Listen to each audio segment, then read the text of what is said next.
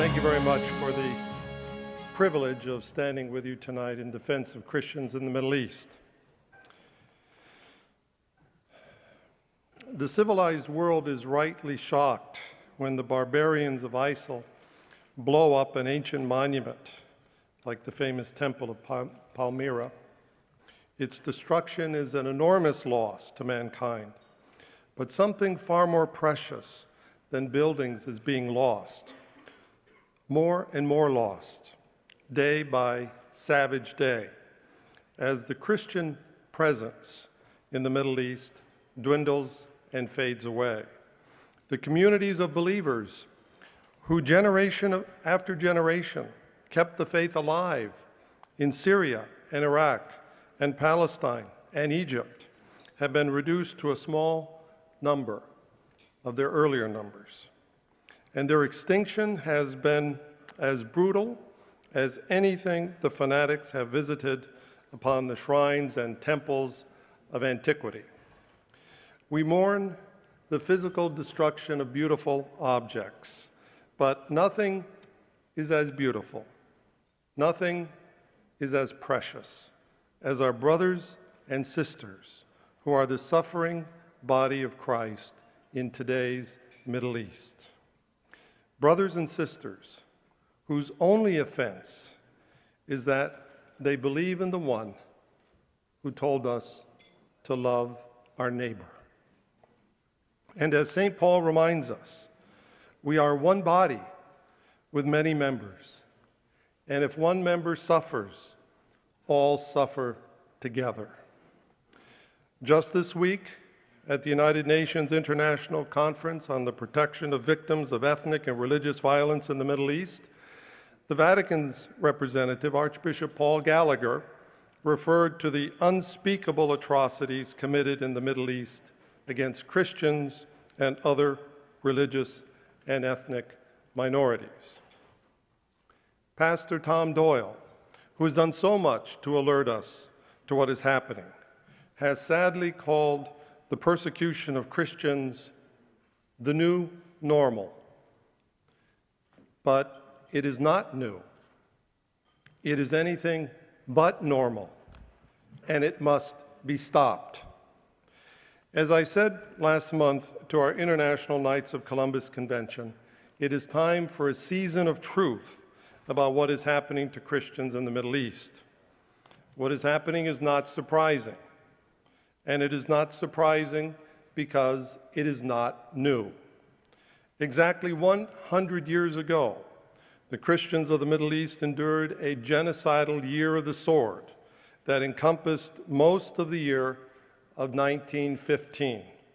During that time, more than 250,000 Christians perished.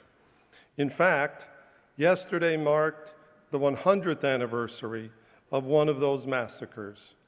On September 10th, 1915, 8,000 Christian women and children were murdered near Mardin, Iraq, a massacre that was recorded from eyewitness accounts by Dominican friar Hyacinth Simon.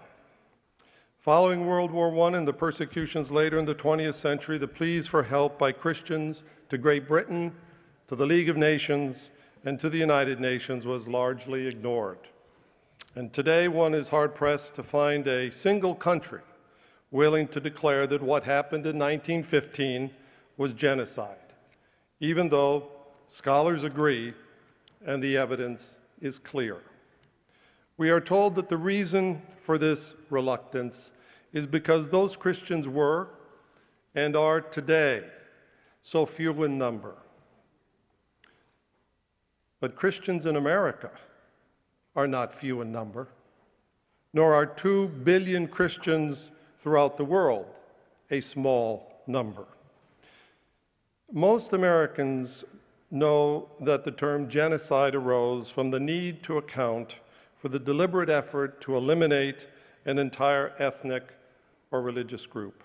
And most Americans are very familiar with the genocide that was perpetrated by the Nazis during World War II. They do not know the concept arose first because of events surrounding and following the First World War, when the world saw the systematic elimination of Christians in the Middle East. Recently, Pope Francis, as we heard, has used the term genocide to describe what is happening today to Christians in Iraq and Syria. And Father Douglas Bazzi, a priest from Iraq who runs a refugee camp in Erbil, told me last month that the term genocide is the polite word for what is happening to his people. He should know. He has survived kidnapping and torture. He has seen his own parish church blown up. He has had his teeth knocked out with a hammer and his back broken by beatings. He has been shot in the leg and narrowly escaped being killed by 2 separate car bombs.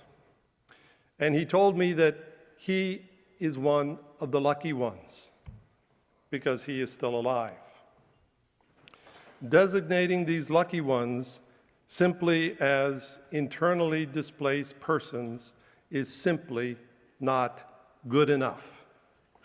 We are grateful to the government of Canada and of the United States that they have agreed to accept more refugees. But the question we are bound to ask is how many of them will be Christians?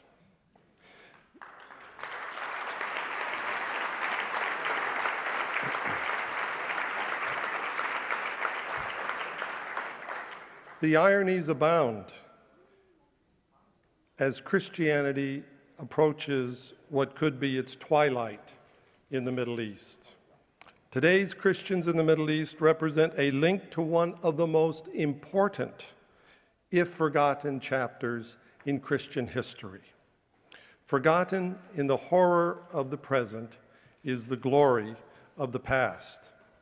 As historian Philip Jenkins makes clear in his book, The Lost History of Christianity, the shaping of our modern conversation on genocide is just one recent development within a much larger legacy of the long Christian presence in the Middle East. Though mostly forgotten today, Christianity's rich history in Iraq and Syria goes back 2 millennia. For centuries, it was a major missionary force, spreading the gospel as far east as China, India, and Tibet. And by many measures, the Middle East was more Christian than many parts of Europe for the first millennium after Christ. Islam, too, has benefited enormously from the cultural achievements of Eastern Christianity. Jenkins writes, "It was Christians who preserved and translated the cultural inheritance of the ancient world, the science, philosophy, and medicine, and who transmitted it to centers like Baghdad and Damascus. Much of what we call Arab scholarship is in reality Syriac, Persian, and Coptic.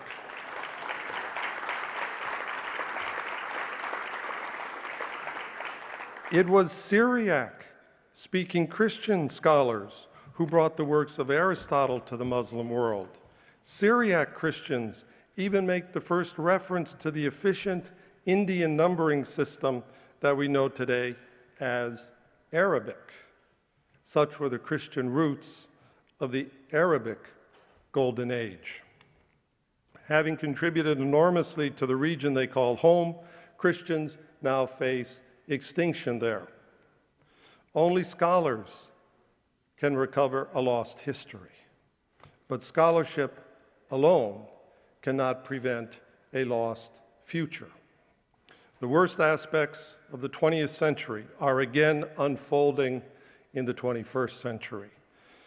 As the Nuremberg trials revealed, Hitler confidently planned his own genocide, saying, "Who, after all, speaks today of the annihilation of the Armenians?" But this is not only a question of memory, it is a question of will. Article 8 of the UN Convention on Genocide states, "Any contracting party may call upon the competent organs of the United Nations to take such action under the Charter of the United Nations as they consider appropriate for the prevention and suppression of acts of genocide. We are grateful this week to Congressman Fortenberry and Congresswoman Eshoo for the resolution that they have introduced, and we urge every member of the House and Senate to support it.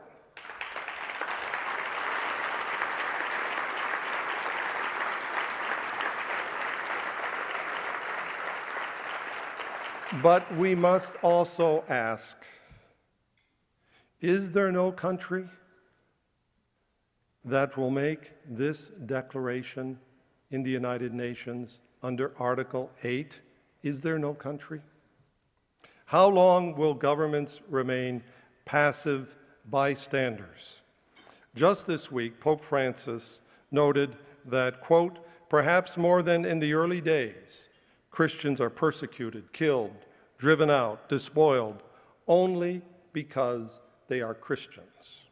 He added, today too, this happens before the whole world, with the complicit silence of many powerful leaders who could stop it.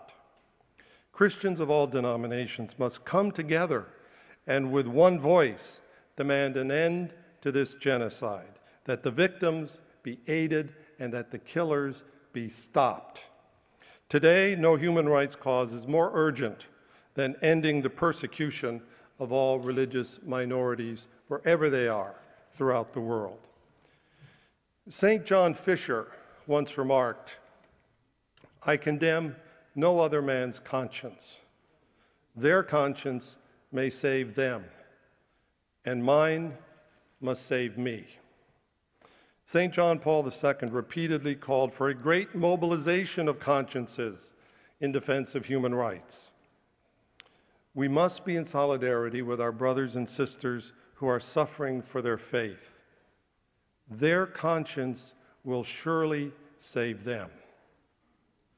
St. John Paul II also said in Veritatis Splendor, in our own journey in search of the truth, there exists a prior moral obligation, and a grave one at that, to seek the truth and to adhere to it once it is known.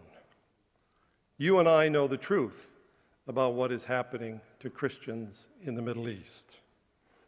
May we act in such a way that we may be counted worthy of their sacrifices.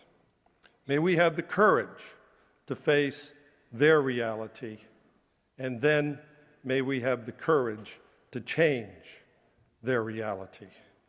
May God bless our brothers and sisters in the Middle East, and may He strengthen us in their defense.